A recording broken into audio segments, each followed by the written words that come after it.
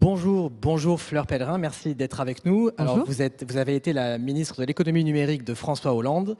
Vous avez créé à cette occasion la mission French Tech, que tout le monde connaît aujourd'hui. Et vous avez été ministre de la Culture ensuite. Et depuis, vous êtes passé dans le privé. Vous avez fondé le fonds Corelia Capital, qui a la particularité d'être soutenu par le géant sud-coréen Naver, qu'on peut décrire comme un Google sud-coréen. À peu près. À peu près. À peu près.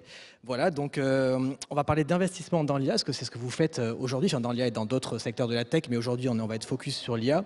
Et donc ma première question, c'est en tant qu'investisseur, qu'est-ce qui vous intéresse dans l'IA? C'est quoi vos thèses d'investissement?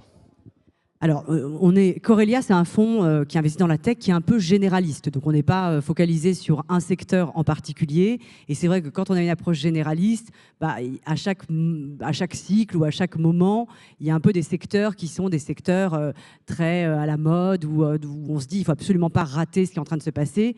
L'IA, c'est ça, ou la Gen AI, c'est ça démultiplié, je dirais, parce que, comme ça a été dit par les précédents panélistes tout à l'heure, on sent bien qu'on est à la veille on est en plein au commencement d'une révolution qui est de la même magnitude que la révolution industrielle ou que les premières vagues de l'Internet, avec d'abord le web puis les réseaux sociaux.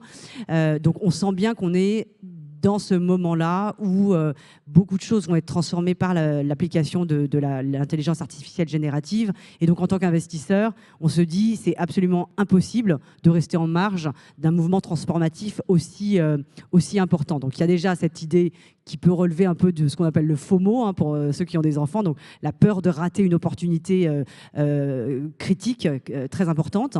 Et puis, évidemment, on pense que c'est aussi un marché qui est en train de se créer, qui va représenter aujourd'hui... Il y a des entreprises qui se créent qui n'ont pas nécessairement de revenus, mais ça va créer des opportunités massives, puisque précisément ça va concerner tous les secteurs de l'économie. Et donc le marché auquel vont s'adresser ces nouvelles technologies, ces nouvelles techniques et ces nouveaux modèles qui sont en train de se créer est potentiellement considérable. Donc ça aussi, les investisseurs en général, ils aiment bien. Et donc voilà, l'approche, c'est une approche assez opportuniste, mais où on se dit c'est impossible de rester en marge de ce mouvement très important. Et concrètement, du coup, est-ce que vous ciblez des secteurs particuliers, de l'IA qui transforme des secteurs particuliers d'activité? Est-ce que vous visez les grands modèles de fondation? Est-ce que tout est accessible aussi aux investisseurs de capital risque, étant donné que les géants américains investissent eux-mêmes des milliards, donc c'est difficile de suivre en fait dans certaines boîtes d'IA?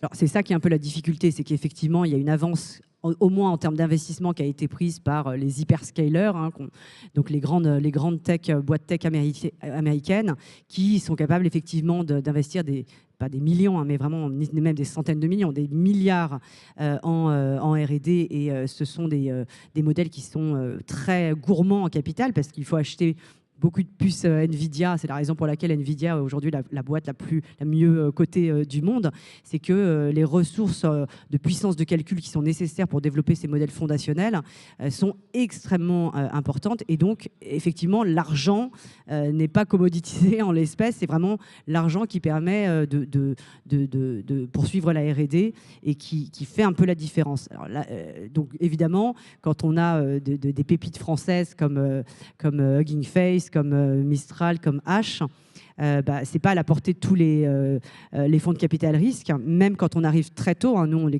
fonds de capital risque se spécialisent en général par phase de développement, de croissance des entreprises. Donc, il y a ceux qui arrivent tout au début, ce qu'on appelle le seed ou l'amorçage, le early stage, ceux qui investissent dans les premières levées de fonds, ce qu'on appelle les séries A. Et puis nous, on est plutôt late stage ou late venture. On intervient plutôt à partir du deuxième tour de financement et plus tard.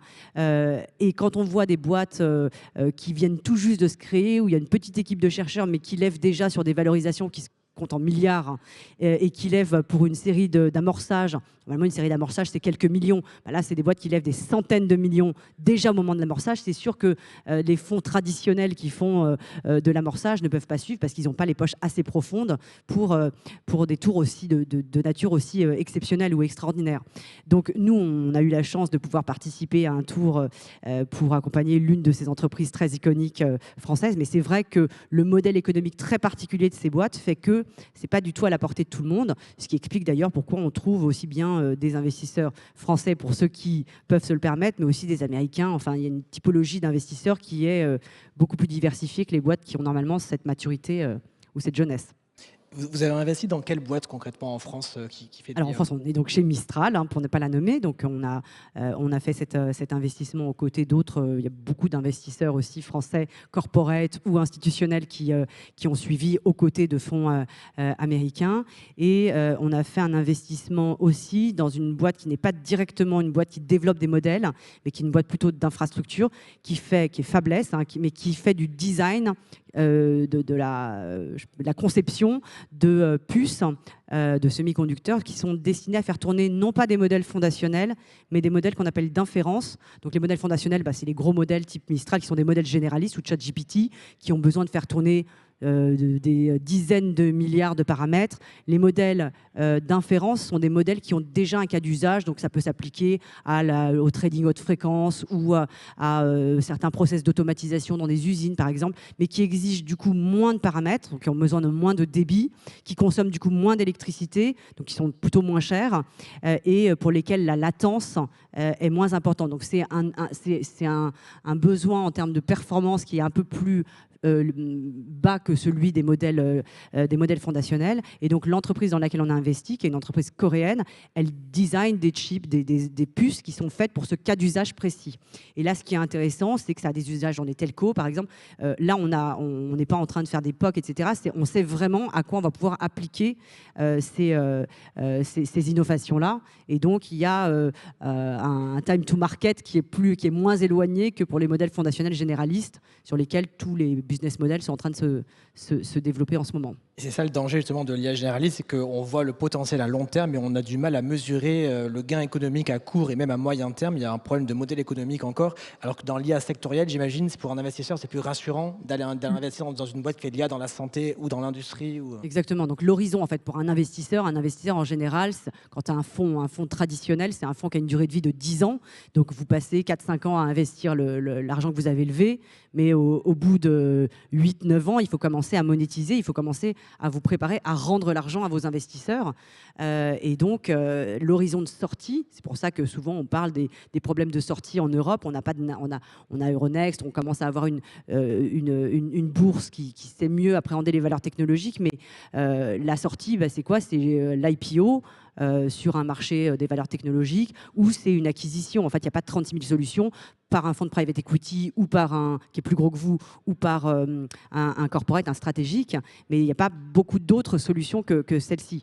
Et donc, c'est vrai que quand on investit dans une boîte qui est encore pré-revenu, qui ne fait pas encore de revenus, qui mange beaucoup de capital, qui brûle beaucoup de cash, sans un horizon de sortie qui est envisageable entre 5 et 10 ans, c'est un peu plus compliqué. Donc ça exige soit des fonds qui seront des fonds de plus long terme, des family office qui n'ont pas forcément un horizon de rentabilité ou un horizon de sortie qui est prédéterminé. Mais c'est vrai que pour des acteurs classiques, vous prenez un risque qui est très important.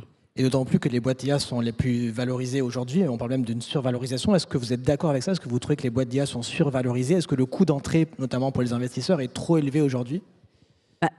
Nous, notre philosophie, c'est qu'on est d'accord pour payer cher quelque chose si on est persuadé qu'on va faire un multiple ensuite. Si vous investissez dans une entreprise qui vaut 100, mais vous êtes à peu près sûr qu'elle va valoir 400 dans 5 ans, si vous la surpayez à 100, c'est peut-être pas, selon vos profils de risque et votre stratégie d'investissement, c'est peut-être pas un énorme problème.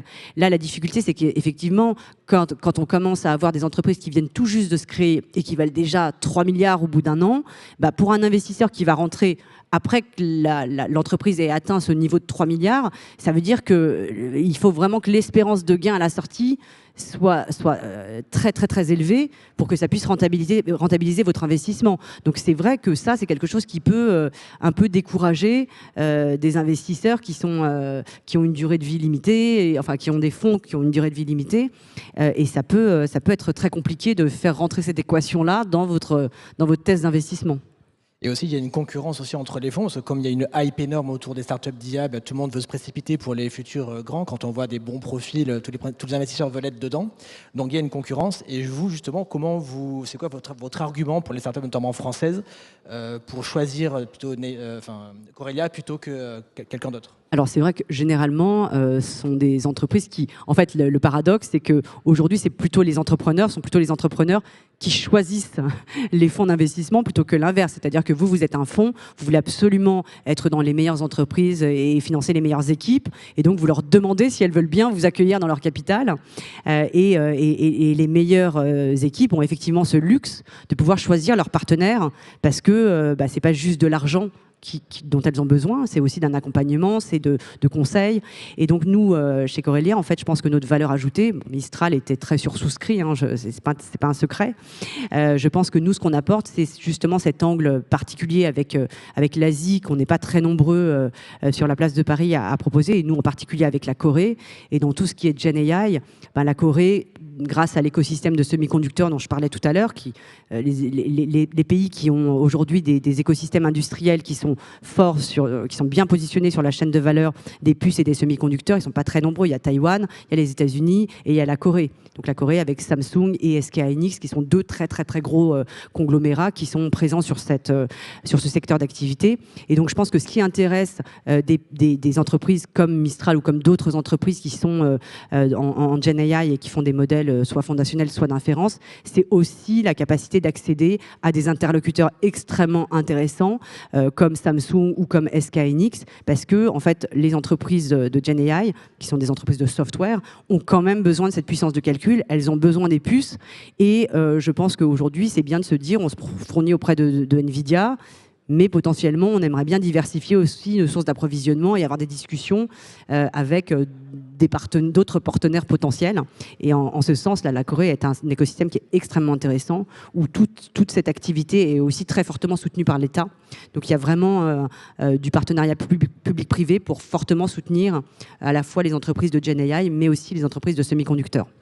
Donc si on tire un petit peu le fil, il y a des partenariats à trouver et des business à trouver entre la France et l'Europe de manière générale et l'Asie, notamment la Corée, mais pas que, il y a aussi Taïwan ou d'autres, auxquels on ne pense pas forcément, mais qui sont des débouchés et des axes business pertinents, notamment pour exister face aux US et à la Chine.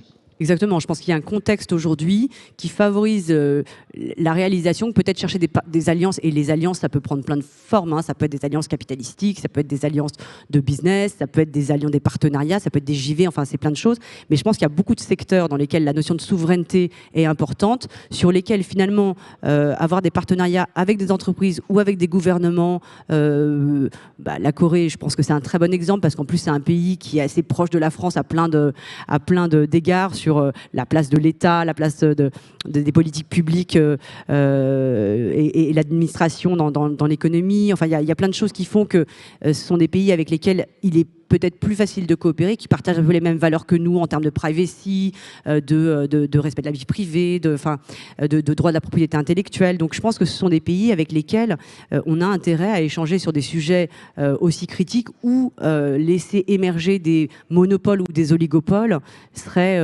pas forcément la meilleure solution pour les acteurs économiques européens. Donc moi j'essaye de pousser dans plein de secteurs différents, mais j'essaye de pousser justement la constitution de ces partenariats ou de ces alliances, parce que je pense que c'est très pertinent dans l'époque actuelle. Le message est passé. Merci beaucoup, Fleur Pellerin. Merci à vous.